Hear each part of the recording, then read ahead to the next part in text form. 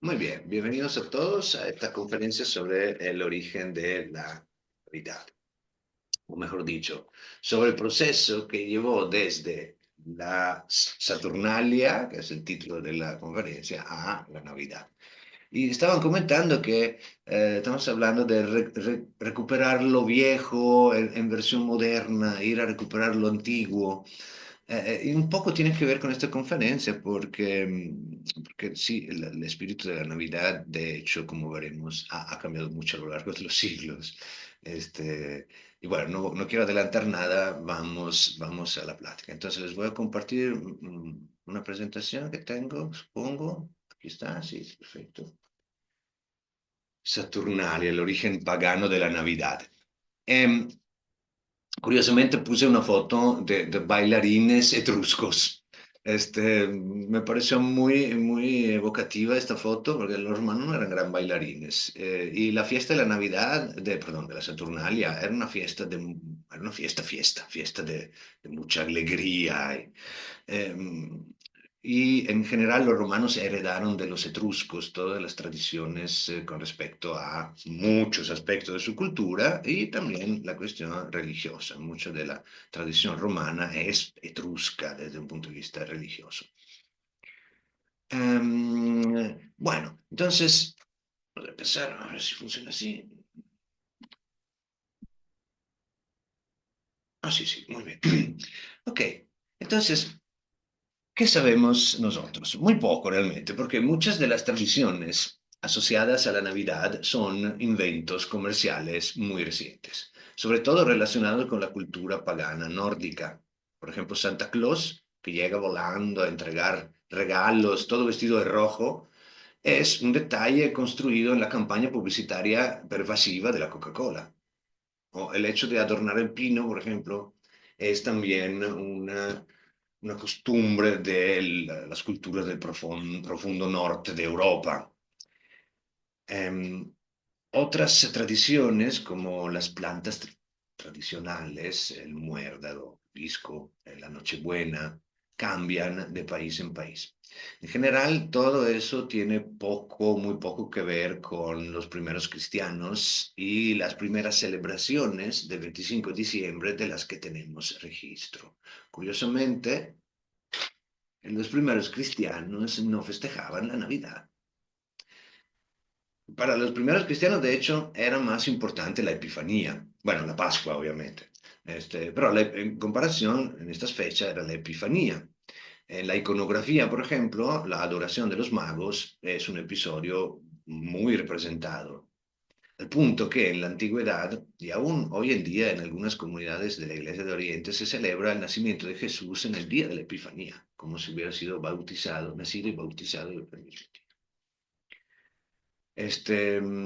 Sabemos que la fecha del día de nacimiento de Cristo fue muy debatida a lo largo de los siglos y que era festejada en fechas muy diferentes entre ellas en todo el imperio por las diferentes comunidades cristianas de los primeros 3 siglos de nuestra era. Recuerdo que los primeros 3 siglos fueron los siglos de las persecuciones, 2 y medio, 3, digamos. Um, De hecho, sobre el nacimiento de Jesús se sabe muy poco. Lo que hoy damos por cierto se fue definiendo con el paso de los siglos, agregando detalles que provenían de los evangelios oficiales, de los apócrifos y también de culturas ajenas a la iglesia cristiana de Roma. Em, el caso, por ejemplo, del pesebre, como veremos al final. Y bueno, toda esta iconografía se cristalizó plásticamente en una imagen, ¿verdad? Gracias a San Francisco de Asís, que en el siglo XIII introdujo en Occidente la tradición de representar el nacimiento, primero con actores y luego con estatuillas. Hay que considerar que en todo el Imperio Romano, en estas fechas, se festejaba un ciclo de días faustos llamados Saturnalia, justamente en las fechas que corresponden más o menos a la Navidad y en particular a un fenómeno astronómico muy importante en la antigüedad que era el solsticio. Muchas religiones del pasado veneraban el sol en ese día, en el solsticio de invierno. ¿Por qué? Porque si observamos la imagen, es fácil intuir cuáles podían ser las primitivas emociones, ¿verdad? El pueblo primitivo que provoca este fenómeno. De hecho, vemos como este, el sol, si tomamos una foto al mediodía, cada día, vemos que en verano está muy alto, en invierno está muy bajo. De hecho, diseña en el cielo esta figura octagonal, figura de 8, y los días del solsticio es cuando el sol llega a su punto más bajo. Parece como que va a morir ahí, se quedan unos 3 días para luego volver a resurgir. Ahí la cita de Juan en griego, ¿verdad? Ego eimi to fos to cosmo, ¿no? Ego sum lux mundi, qui sequitur me non ambulat in tenebris. Eh, Hasta dentro del mismo evangelio hay muchas referencias y de la Biblia con respecto a esta asociación entre Dios y el sol, o Cristo y el sol.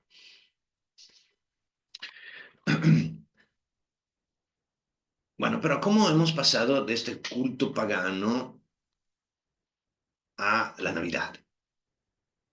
Pues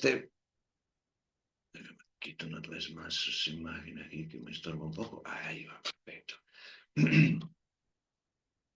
Eh, Hay algunos que dicen hasta que los cristianos plagiaron la Navidad, ¿verdad? Yo no creo, yo diría más bien que la Navidad la Navidad cristiana se fue llenando de tradiciones paganas con el paso del tiempo, más bien. De hecho, hay bastante confusión con respecto al origen de esta fiesta, porque primeramente su celebración no está presente en los primeros elencos de festividades cristianas. Por ejemplo, el elenco de Ireneo de León del 160, y tampoco el de Tertuliano, otro autor del 220. Es decir, Cristo nace y después de casi 3 siglos aún no se festeja su nacimiento.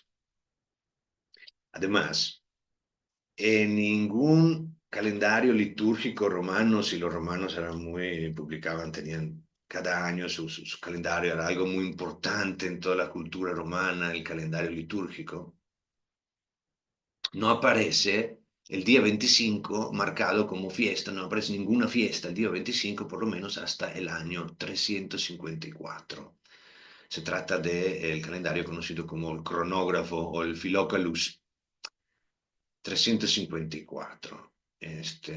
Se coloca justamente entre 313, fecha en que Constantino, con el edicto de Milán, da la libertad de culto a los cristianos, reconociendo una realidad muy popular. Ya los cristianos en aquel entonces eran una realidad bastante consistente.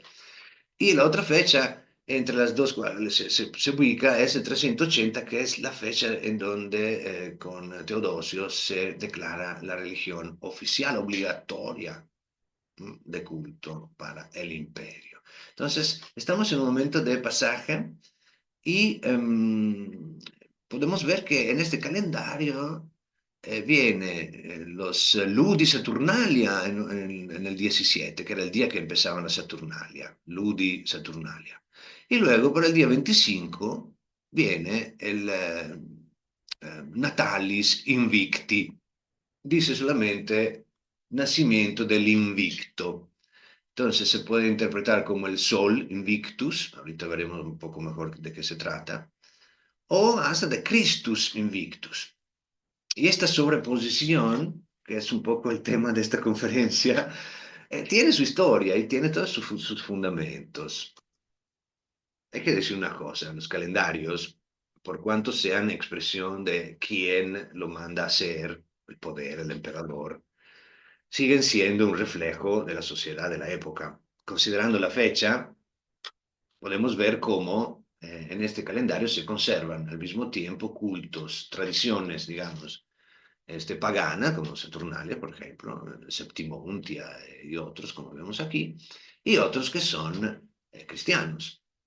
Em, También la iconografía, ahora luego le voy a preguntar a nuestra compañera Luz, pero al final de la clase, de la conferencia, que nos dé ella su opinión.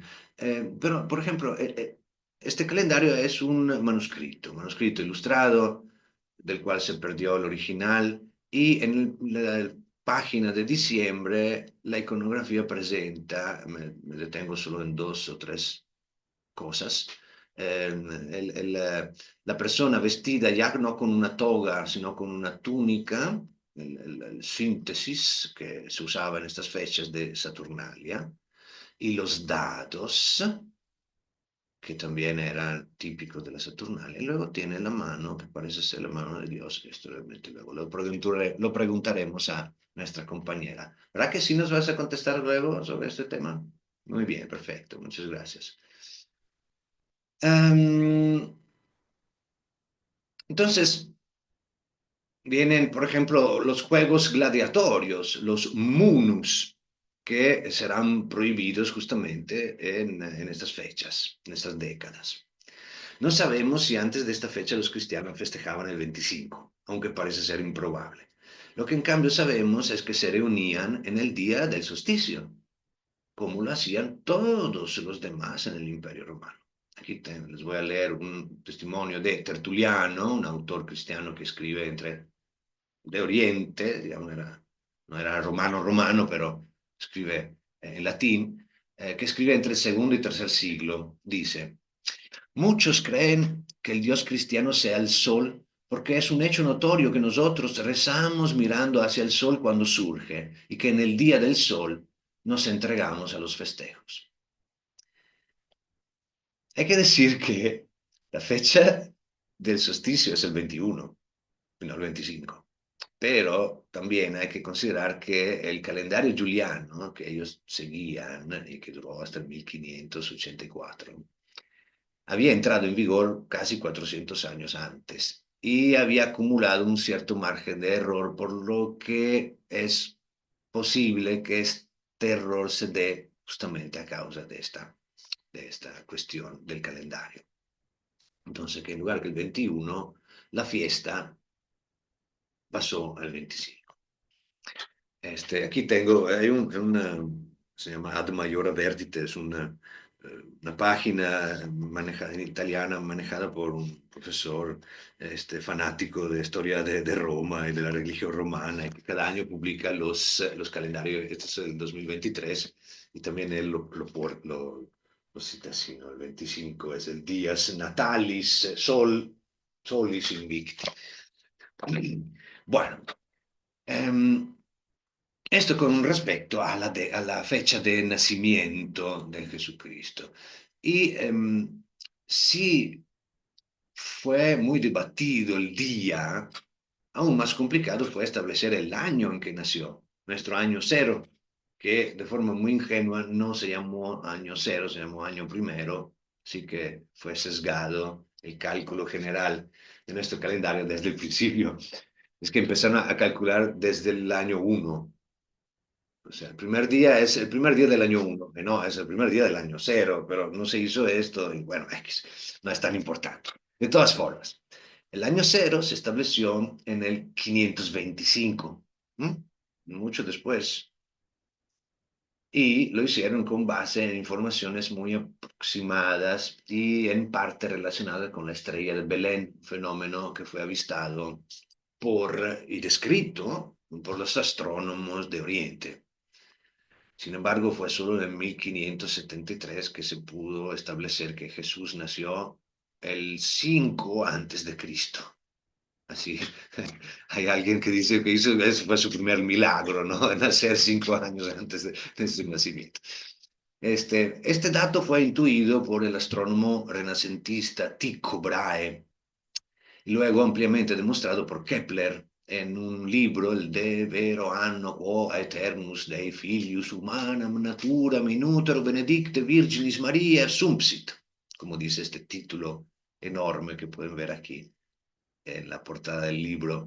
una publicación del 1604 que contiene una reseña muy detallada de todas las fuentes bibliográficas, historiográficas, astronómicas, eh, toda la información que tenía a disposición en aquel entonces. Y analizando todo eso, demuestra el error de cálculo, exponiéndose también al juicio de la Inquisición. Además, propone una hipótesis sobre la naturaleza de la estrella de Belén, que en aquel entonces, como hoy en día, se le figura como una cometa. Entonces él dice que no se trataba de un cometa, sino de que otro fenómeno muy curioso, por cierto, al cual le dediqué otra conferencia que pueden encontrar siempre en la página de YouTube. Le voy a dejar la liga en la descripción de este video. Bueno, al final del libro, entonces, con respecto al día, el mismo Kepler reconoció la imposibilidad de establecer una fecha exacta, quia voluntas Dei non erat utillum sciremus, porque no era voluntad de Dios que nosotros supiéramos todo eso. Pero entonces, ¿qué festejaban los romanos? Si observamos el calendario, eh, podemos ver que cada mes estaba lleno de festividades que fueron aumentando con los siglos y con la expansión de Roma, su riqueza, su poder, hasta llegar a tener una celebración en promedio cada 3 días. Todo tenía un valor fuertemente simbólico, por lo cual, por ejemplo, cada mes estaba relacionado con algún aspecto específico. Por ejemplo, marzo de Marte era el inicio de la temporada de guerra y había determinados rituales, y etcétera. Y otros meses, la cosecha, etcétera.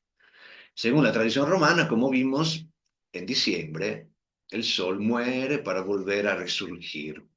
Lo mismo hacía Júpiter en este calendario litúrgico, que primero durante estos días del solsticio, en donde el sol parece que se va a morir, deja su trono a su predecesor, Saturno, de ahí el nombre de Saturnalia, y luego volvería a retomar su trono como un niño Dios, el primer día de enero. Esto era la liturgia romana. Otra creencia muy particular que hay que considerar era que los dioses del inframundo cuidarían, según esta superstición, de las semillas conservadas en la tierra, depositadas en la tierra durante el invierno. Las cuidarían para luego, en primavera, hacerlas brotar. Por eso se les ofrecía sacrificios en estos días cuando ellos salían a retomar su antiguo lugar en la tierra. Para cerrar este cuadro de, puedo decir, eh, supersticiones o creencias típicas de este momento del año, es que hay que entender que el solsticio de invierno coincide con el inicio justamente de invierno y la necesidad de intercambiar los productos cosechados durante el verano, vender algunas crías de ganado, conseguir lo que es necesario para superar la temporada fría cuando es difícil viajar y la gente se queda en su tierra.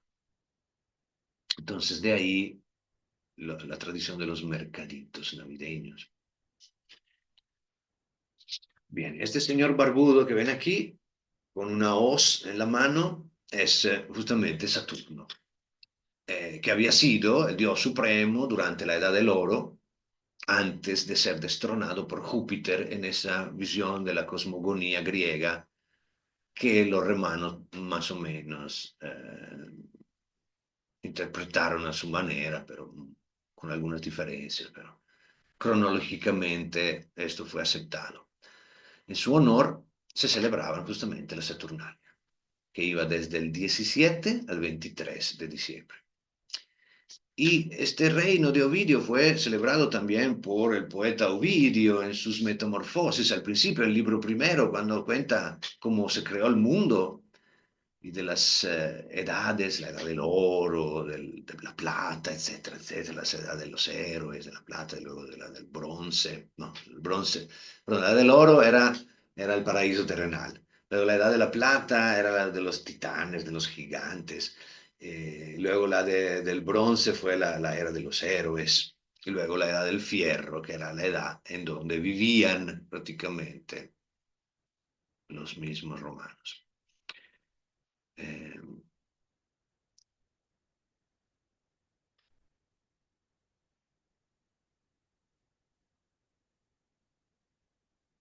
Sí, Antonio, exactamente, exactamente. Es la noche más larga del año, el día del solsticio. Hay todas, todas las.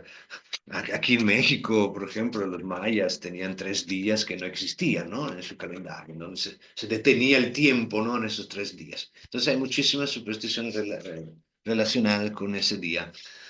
Bueno, entonces estaba diciendo, Ovidio, las Metamorfosis describe esta edad de oro como un reino de abundancia, de absoluta felicidad, en donde los hombres vivían sin necesidad ni las leyes, no había odio, no había guerra, nadie trabajaba, no había esclavos, no se necesitaba cultivar la tierra, era una eterna primavera, como dice aquí, y plácidos céfiros mecían suavemente con su tibio soplo flores nacidas sin semillas.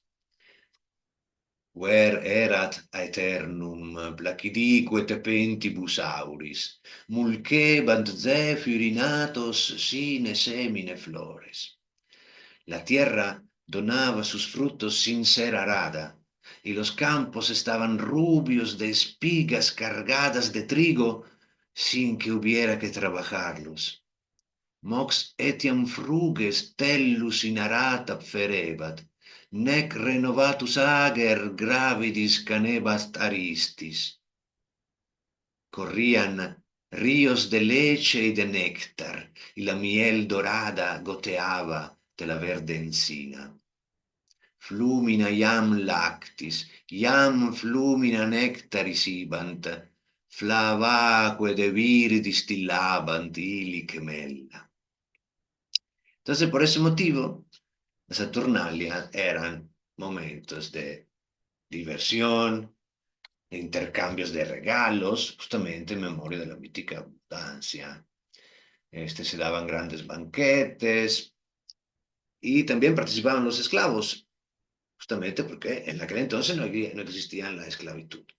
Todos se ponían el pileus, el gorro típico del esclavo liberado, el libertus, como vemos en esa imagen. Tenemos testimonios de autores estoicos, escritores estoicos como Séneca o Plinio el joven, que en estos días se retiraban en sus villas de campo para evitar el ruido, el caos de la ciudad.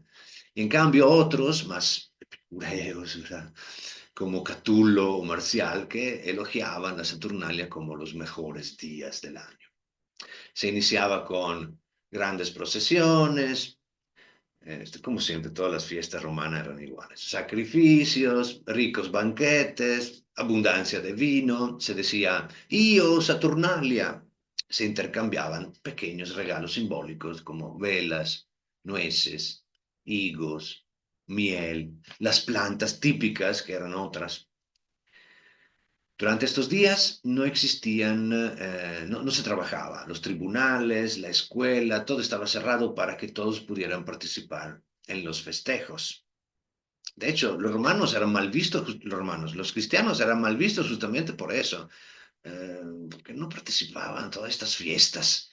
Entonces, como que los romanos no entendían qué le pasaba en la cabeza de estos extraños, que no querían divertirse, ¿no? Según la visión de los romanos. La fiesta estaba permitido el juego de azar, ¿no? Los dados que vimos en la imagen del calendario, que en cambio estaban prohibidos durante todo el resto del año. La fiesta se llevaba a cabo sobre todo en las calles, mercaditos, espectáculos. eh, la gente, como dije, se ponía el síntesis, una túnica transparente que se usaba en la intimidad doméstica. Se empezaba el primer día, el 17, con el lectisternum. Literalmente significa extender la cama o algo así. Las estatuas eran acostadas en unos triclinios para que pudieran disfrutar del banquete que se daba en su honor. Los romanos comían acostados, ¿no?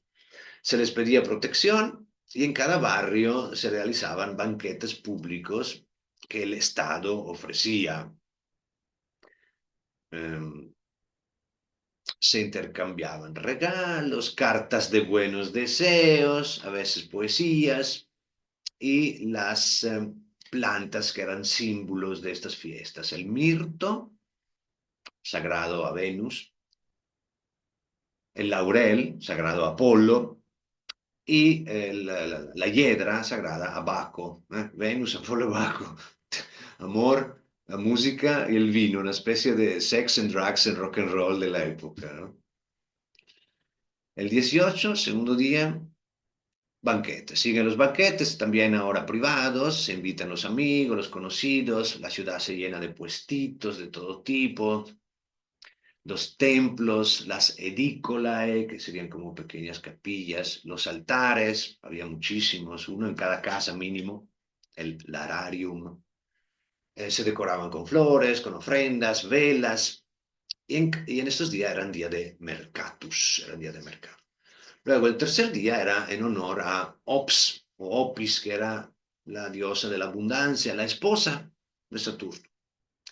Lo que más se parece a nuestra Navidad moderna era previsto para el día 20, el día de la sigillaria. El sigillum era una estatuilla, como unas figuritas como estas.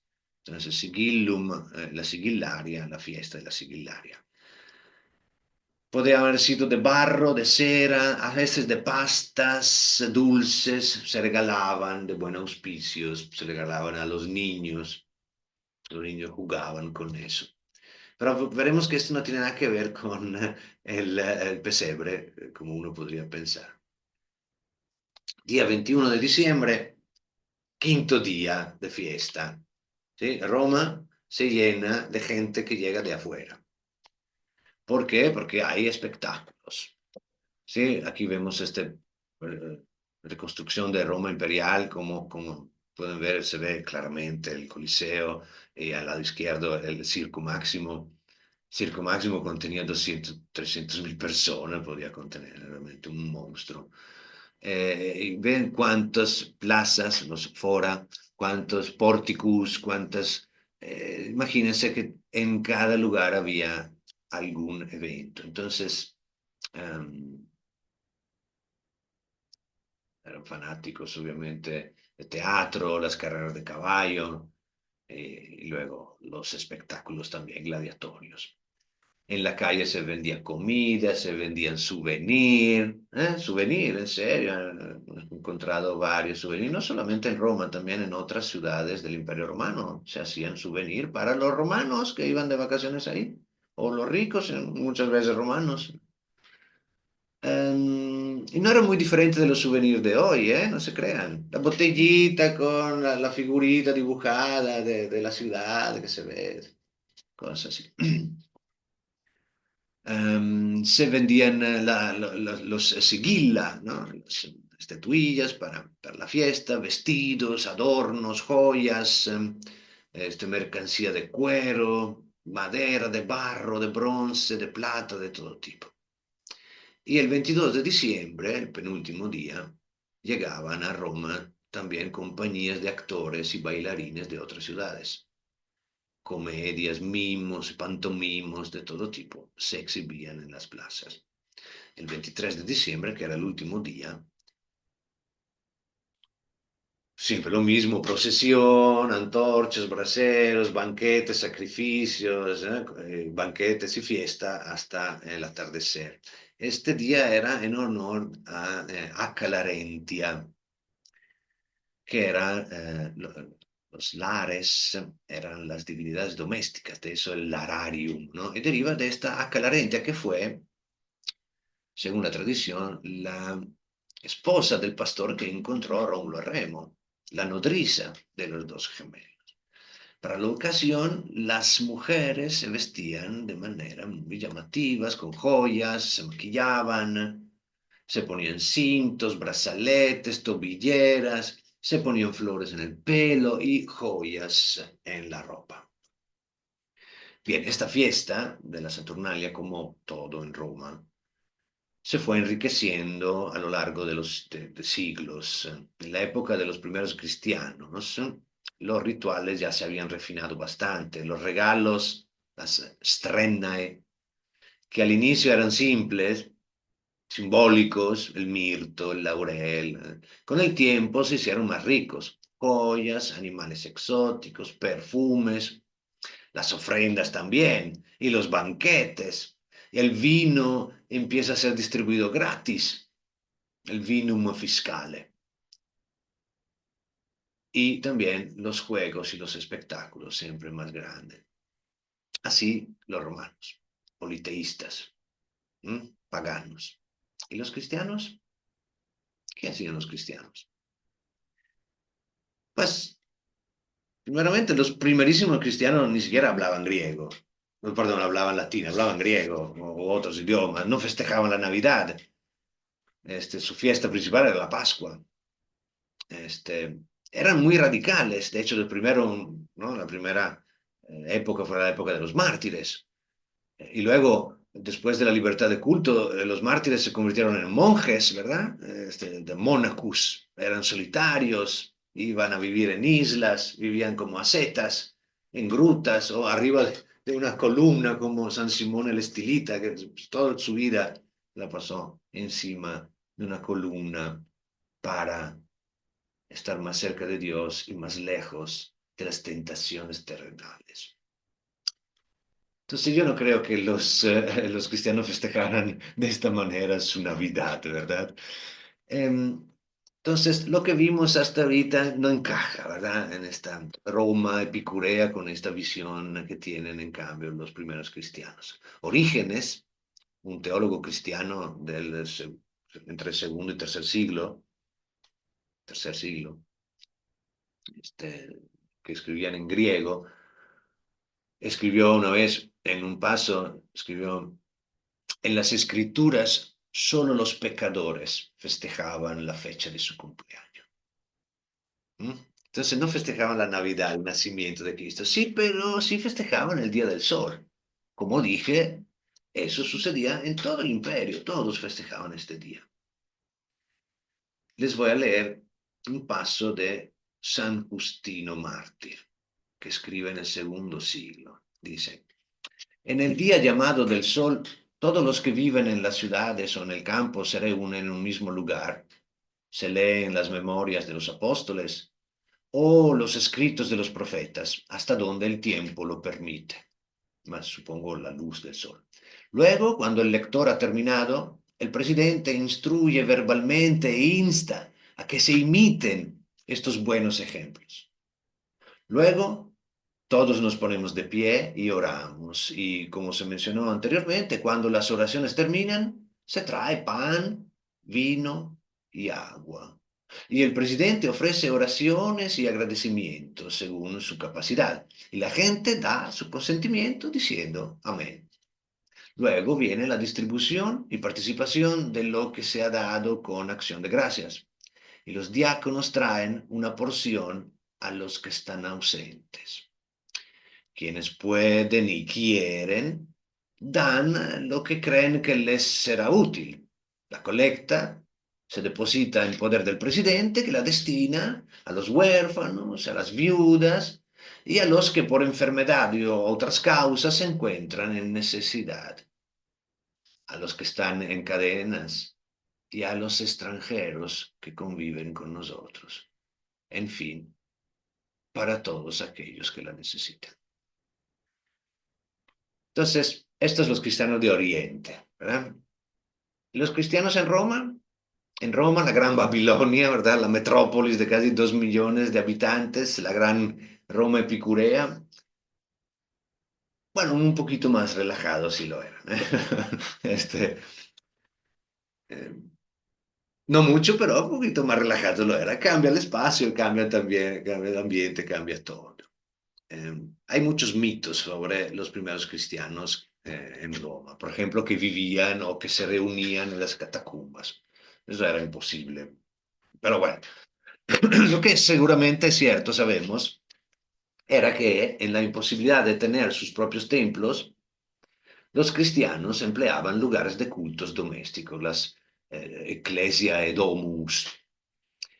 A menudo se trataba de segundos pisos de las insulae, los titánicos condominios de la ciudad. Eran departamentos señoriles de clase media. ¿M? Como podemos ver aquí en esta imagen, en la planta baja estaban las tiendas y luego en la planta, primer piso, planta alta, eran departamentos buenos, seguían siendo departamentos, ¿verdad? Y ya luego conforme iban para arriba, hacia arriba, se hacían más chicos, más incómodos y era más peligroso también porque aquí solo se ven cuatro pisos de piedra, pero luego en muchísimos casos los siguientes pisos eran solo de madera, ¿no? Entonces llegaban hasta 10, 11 pisos, los primeros de piedra y luego de madera. Entonces conforme ibas arriba era peligrosísimo, se incendiaban. Entonces eran en estos departamentos en donde se reunían los cristianos que tenían sus primeras iglesias eh, clandestinas. Hay varios episodios de reuniones en estos pisos altos de edificios privados. Vamos a leer un paso que tiene mucho que ver, pero me parece muy curioso, muy chistoso por el espíritu, ¿no? Llega a Roma el apóstolo, Pablo, llega a Roma Pablo, y esto en las actas de los apóstoles, eh, y se juntan para... Tenían seguramente muchísimo que contarse, que platicar, seguramente, ¿no? Pero bueno, entonces dice que una autem sabbati convenissemus ad frangendum panem, Paulus disputabat cum eis prefecturus in crastinum, protraxitque sermonem usque in mediam noctem. El primer día de la semana nos juntamos a compartir el pan y Pablo, que tenía que irse el día siguiente, platicaba con los fieles y prolongó el sermón hasta medianoche. Medianoche realmente no era medianoche, era más tarde, pero según el calendario, el reloj, ¿no? La mitad de la noche. Erat autem lampades copiosa e in cenaculo, ubi eramus congregati. Había una gran cantidad de lámparas en el piso alto, en donde nos habíamos reunido. Sedens autem quidam adolescens nomine Euticus super fenestram, cum emergeretur somno gravi, disputante diu Paulo, ductus somno cecidit de tertio cenaculo de orsum, et sublatus est mortus. Si de repente un joven llamado Éutico, que estaba sentado en una ventana, quedó sumergido en un sueño profundo, se quedó dormido de tanto platicar, pobrecito, la mitad de la noche. Y mientras Pablo seguía discutiendo sin parar, se cayó dormido del tercer piso y fue encontrado muerto. Ad quem cum descendisset Paulus incubuit super eum et complexus dixit nolite turbari anima enim ipsius in ipso est. Pablo bajó, se le acercó, después de abrazarlo, dijo, no se asusten, todavía respira, está vivo. Entonces volvió a subir, comió, disfrutó del pan y siguió hablando hasta el amanecer para luego irse. Ascendens autem, frangensque panem, et gustans, satisque allocutus usque minucem sic perfectus est. No se murió. Entonces, ¿cómo pasó? Si estas dos costumbres eran tan distantes, ¿verdad? Hay que decir que la religión romana, politeísta, tenía un rasgo muy peculiar relacionado con su natural vocación imperial y expansiva. Roma, conforme expande su dominio, absorbe toda, todos los cultos de las demás poblaciones que somete. De esta forma, las tradiciones y los cultos aumentan constantemente de número y se sobreponen. En esta época, Junto con los cristianos, desde Oriente llegan muchos otros cultos monoteístas relacionados con el sol. Mitra, el sol Invictus, Helios, el Baal. Aquí vemos diferentes imágenes. Hay que decir que en algunos casos un poco se parece a Santa Claus, ¿verdad? Llega volando con un carro, con cuadrúpedos que lo jalan. Bueno, lo que tienen en común todas estas refiguraciones son la corona, ¿no? La corona de rayos. Entonces tenemos, por un lado, los romanos, perdón, los cristianos que al principio se movían en clandestinidad y que luego con el tiempo empezaron a multiplicarse, a cobrar importancia y un cierto peso a nivel político. Por el otro lado tenemos las instituciones romanas, el poder oficial, con su vértice, el emperador, una figura, sí, divinizada, pero que busca, en teoría divinizada, pero que en práctica buscaba legitimarse constantemente, complaciendo y secundando las tendencias del pueblo. El panem et circensem, por ejemplo, que en esta época ya se había acabado. El panem circense duró los primeros 2 siglos. En el tercer siglo, época de crisis, ya panem ya no hay. Circense sí, pero panem muy poco. A los pobres de Roma son los cristianos que se encarga de dar de comer, no el Estado. El Estado empieza a tener ya menos recursos para los pobres. Y entonces, varios emperadores trataron de asociar su propia imagen con la del sol, que en aquel entonces era el culto más popular. Entre todos, el culto al Sol Invictus se prestaba a ser compatible con la idea del imperio totalitario y fue impulsado por varios emperadores. Aquí vemos, por ejemplo, en esta primera imagen, Heliogábalo, el Agábal, donde vemos su cara de jovencito, tenía 14 años, creo, cuando llegó a ser emperador, y del otro lado de la moneda, el carro del sol. Tenemos aquí, bueno, en orden cronológico sería Aureliano primero, que sería la última de estas. Aureliano, que tiene el Sol Invictus de un lado y el asta representado con corona de rayos. Su sucesor, Probo, arriba, perdón, que también tiene el carro del Sol Invictus y él prefigurado con corona de rayos. Y por último, aquí a la izquierda abajo, Constantino, el mismísimo Constantino, San Constantino, Constantino Magno, Constantino el Grande, el que le dio la libertad de culto a los cristianos, con su cabezota, como vemos aquí. También él representando en el otro lado de la moneda el Sol Invictus. Estamos hablando de emperadores del año que van desde el 218, Heliogábalo, Aureliano 270, Probo 276, Costantino 306, 337.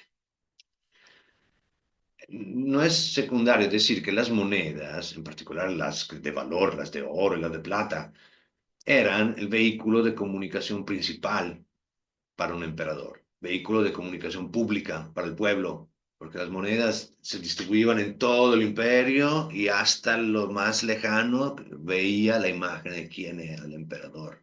La iconografía de las monedas habla, amonesta, instruye al pueblo con respecto a muchos temas, quién es el monarca, su política, sus símbolos del poder, a veces sus sucesores, su sucesor. ¿Mm? Entonces Constantino también intentó durante toda su vida hacer este proceso, asociar su figura a la del sol. Al final, Invictus solamente quedó el sol, porque él también cayó vencido, ¿sí? Después de intentar con el sol Invictus, aceptó, reconoció, dio la libertad de culto a los cristianos, elevando el culto cristiano al mismo rango que las demás divinidades oficiales. 313.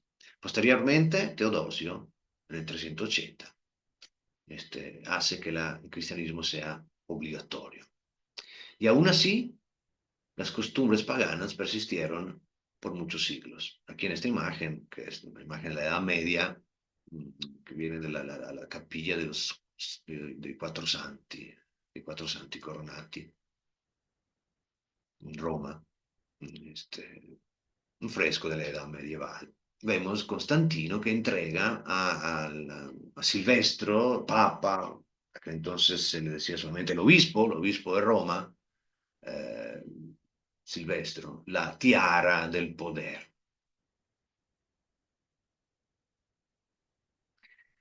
Entonces, en el 380, cristianismo es la religión oficial y exactamente 30 años después, Roma es tomada por los godos. Alarico, rey de los godos, que aquí vemos en esta fotografía en blanco y negro de la época. Ah, no, no es cierto, no es una fotografía en blanco y negro, pero sí es una representación es muy tarde, hay elementos que no tienen nada que ver con los hechos originales, pero aquí vemos Roma destruida cuando no fue realmente así, en flama cuando realmente el incendio fue muy limitado, pero bueno, este, en el momento de la caída de Roma, el poder y el prestigio en Roma se dividía entre la clase noble de los senadores, en su mayoría paganos, y los obispos, que eran, en cambio, obviamente católicos. Mientras se hacía siempre más importante el poder de los generales de los ejércitos, casi todo de origen bárbaro y en su mayoría cristianos, arianos. Hablamos de caída de Roma, pero no fue así. Roma se recuperó rápidamente de la incursión de los godos. Sin embargo, otras invasiones seguirían, aún peores y más destructivas.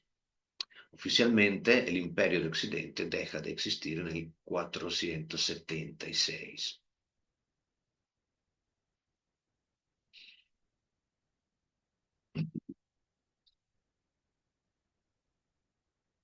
Cultos paganos convivieron durante mucho tiempo. Esto lo podemos apreciar también gráficamente en las decoraciones de espacios públicos de esta época, hasta la mitad del siglo V, en donde aparecen elementos iconográficos paganos en escenas bíblicas. Este es un paso que batallé mucho para encontrar el original, me tardé mucho anoche, pero lo encontré, el original, que es el sermón de Navidad, el séptimo sermón de Navidad del año 460 de Papa León el Grande, Papa León el Magno, León I, el que enfrentó a los hunos, a Tilas, ¿eh? Este, que dice que todavía hay algunos tontos, ¿cómo los llama? Ignorantes, lo llama, incipientes, ciertos incipientes. Aquibusdam incipientioribus de locis eminentioribus adoretur, que adoran, siguen adorando el sol cuando se suben a un lugar elevado. Cada vez que se suben a un lugar elevado, saludan el sol. Y dice, quod non nulli etiam Christiani adeo se religiose facere putant, ut priusquam ad beati Petri apostoli basilicam, quae uni Deo vivo et vero est dedicata perveniant, superatis gradibus quibus ad suggestum mare superioris ascenditur, converso corpore ad nascentem se solem reflectat, et curvatis cervicibus in honorem se splendidi orbis inclinent. Dice, es tan arraigada esta religión que hasta algunos cristianos, creyendo que están haciendo algo religioso, dice, antes de entrar a la Basílica de Pedro, que es dedicada al único vivo y verdadero Dios, una vez subidas las escalas, las escalinatas que llevan al área superior, con verso corpore, se voltean, una vez volteado al sol que nace, se, se doblan el cuello, curvatis cervicibus, en honor, y se inclinan en honor al sol que brilla. Y luego más adelante agrega, dice, quod fieri partim ignoranti e vizio. Dice, en parte es debido a un vicio de ignorancia.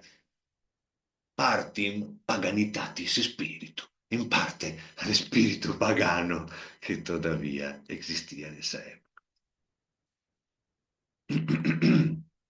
Bueno, entonces estamos en el siglo V cuando escribe eso nuestro Papa León I. En la época de la invasión de los godos, siglo V. El siglo VI será la guerra, será la época de la guerra, gran guerra entre los godos y los griegos, o sea, lo que quedaba del Imperio Romano, que destruyó completamente Roma y muchísimas otras ciudades itálicas. Luego en el siglo VI llegaron los longobardos que invadieron Italia.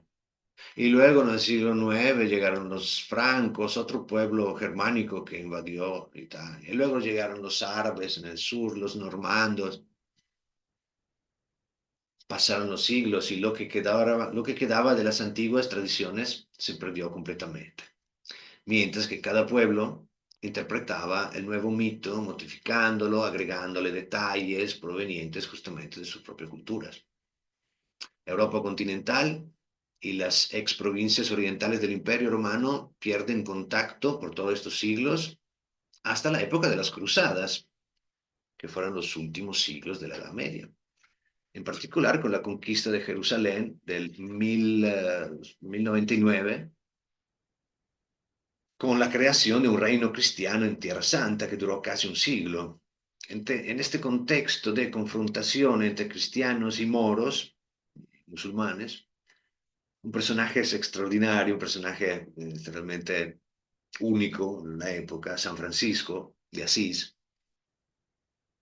que vive entre el 1100 y el 1200, ¿eh? Muere en el 1226. En el 1219 va de viaje al Sagrado Sepulcro. Cuando ya no existía, de verdad, Jerusalén fue reconquistada por los musulmanes. Entonces, enfrentando grande riesgo, grande peligro, va en tierra de los terribles enemigos de la cristianidad y sostiene una conversación con el sultán y los filósofos musulmanes. Aparentemente, Francisco asiste también a un ritual de representar con actores el nacimiento de Cristo y decide importarlo. No olvidemos que Cristo es un profeta importantísimo también en la cultura musulmana, ¿eh? Los actores, luego con el tiempo, fueron sustituidos por estatuillas y se convertirían en pesebre. Y fue poco después de la muerte de Francisco, cuando en el 1305, cuando Giotto di Bondone, un pintor, pinta en las paredes de la basílica a él dedicada la escena de la adoración de los magos y por primera vez en la iconografía, por las noticias por lo menos que tengo yo, la estrella de Belén es representada no como una simple estrella, sino como un cometa. Desde entonces, si excluimos la intervención moderna de la Coca-Cola, prácticamente no ha cambiado nada. Y aquí termina mi historia. Voy a poner voy a dejar aquí la grabación. Nos quedamos si quieren preguntar alguna cosa, pero ya se queda aquí la grabación y nos vemos al próximo convivio, ¿eh? Va, entonces dejo.